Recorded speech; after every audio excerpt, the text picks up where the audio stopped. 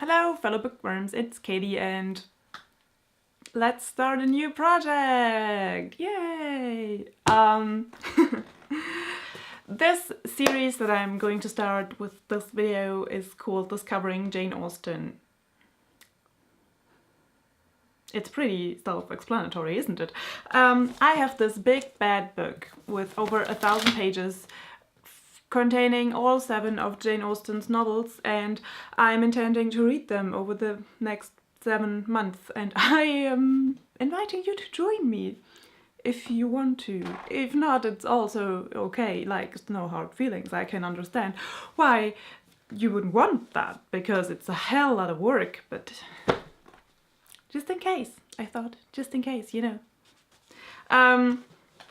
Yes, I have never read Jane Austen in my life ever before. Mainly because I bought this book 5-ish, 6-ish years ago when I was convinced by like books like Twilight and this, you know, and the like, that you're only a real like literate person if you've ever read Jane Austen. And then I read like the first sentence and I didn't understand anything, and I just put the book in my shelf and forgot about it. And I am now much more accomplished in the English language, so I think I can manage now. Anyways, that was a long explanation.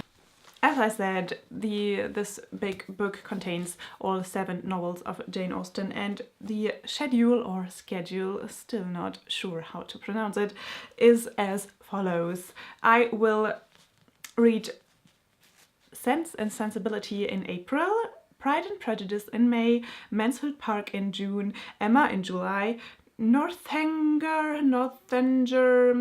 Abbey, whatever, I don't know how it is pronounced, you may want to let me know, in August, Persuasion in September, and Lady Susan in October.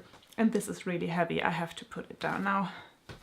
So, I will also put the schedule in the description below. Yes, and as I said, this is completely like a project that I'm doing mainly for myself, but I thought maybe you want to take part in it, and if you don't want to, that's fine, like, we're still friends. But even though I will create a Goodreads group, which hopefully someday will be a group and not just me, so, you know, I just thought that if you want to do this with me, go on this journey with me, this would be the place to, you know, communicate. And I will make a video every month about a book that I'm reading that month, and yeah, I thought that would be a nice, if you want to join me and want to do that as well, I thought that would be like a nice place to like put all of that just there for everyone. So anyways, I'm rambling again. Also, if you're like not like me and you have read Jane Austen before and want to revisit it, come join the group anyways, like, come, let me know. Or if you say like, I've always wanted to read Emma, but I really don't have time in July, I want to do that now, do it and let me know anyways. Or if you said, I really always wanted to read Pride and Prejudice but not the other crap, then you can just do that and still, yeah, but let me know. But, you know, do I make myself clear? Like, whatever you want to do. If you want to do this in 2 years and not now, that's also fine. Just, you know, this is not a stick up the ass, uptight kind of thing. This is a laid back, let's kind of do this and see what happens kind of thing. Because we all know I'm not really good at, you know, keeping up to what I say I'm going to do. But we'll see. We'll see. We'll see.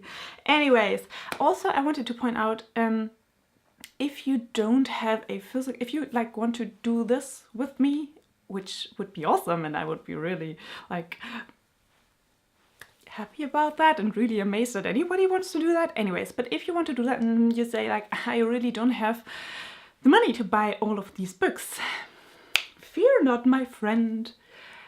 they are all on the Gutenberg project, and I will link all of the stories down below.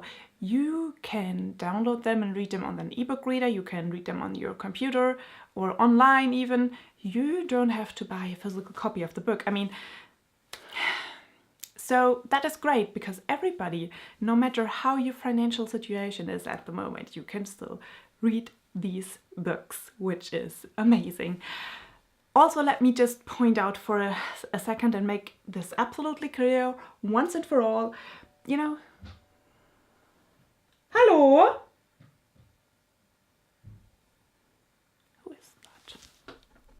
Where was I? We got rudely interrupted by my uncle, who invited me to his 50th birthday party in 3-ish, 4-ish weeks.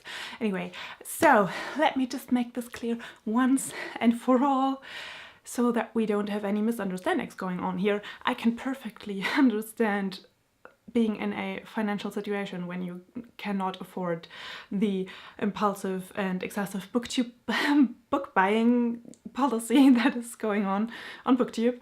And I I just want to say there's no shame in that. There is absolutely no shame in that. If you're struggling with, like, you know, food is more important than books ultimately. Let me put it that way. So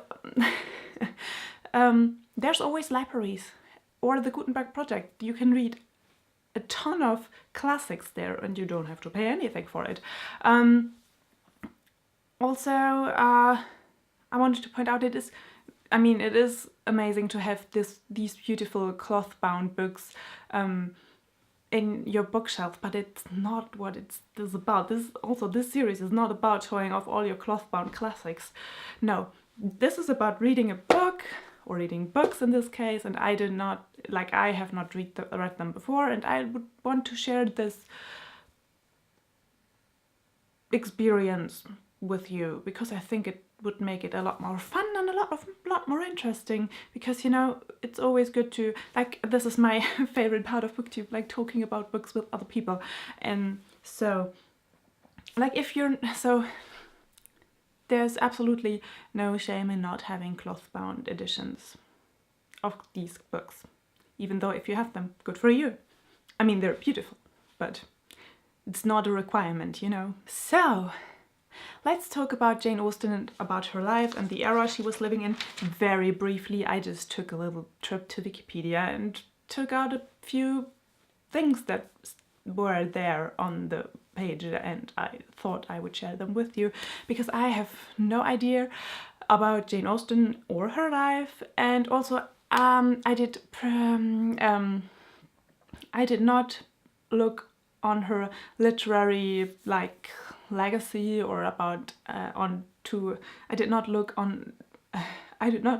at any analysis of her work on purpose, because I want to experience these books and her work without, you know, getting tainted by anybody else's opinion.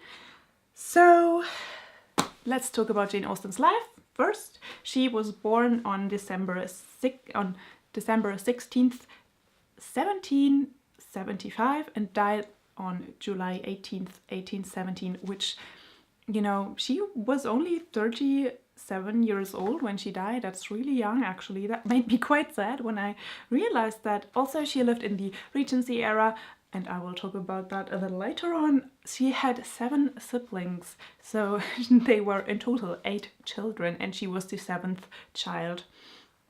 The family was quite literate, which and Jane had free access to her father's library. Also, she was a literate woman, which was quite unusual for the time period. And let me consult my notes. And what made me really like her a big deal more was that she wasn't married, and she turned down a proposal. When she got one, she turned him down, and I don't know, that just made me a little bit more sympathetic towards her. Let's talk about Regency era. Art historically wise, that was the time between around 1783 and 1834. politics historically wise, it's a little bit different defined, but that we don't care about that, do we? Who cares about politics? It was an era of a lot of changes because industrialization just really started to kick in, and there were a lot of new inventions, a lot of new machines, a lot of new materials, for example concrete, that were discovered, and that resulted in some big changes within society. For example, some jobs that were very important and prestigious before, these changes lost their significance and, prestigiousness after these changes. In art, and I consider literature as some form of art, there were a lot of different tendencies beside each other, opposed to a lot of other eras when there was one main art form and everybody did that, and you know what I mean. So anyways, that was it. That was all the information I have for you. If you want to go on this journey with me, I would be delighted. That would be amazing. At this point in my life, I really think that nobody wants to do this with me. So if you decide to do that, hey, that's amazing. Yay! But if you don't, that's also fine. So yeah, I will see you soon, I guess. So that was it from me today. So I hope you have a lovely day, and I hope you're reading a wonderful, amazing book at the moment, and I will see you soon. Bye!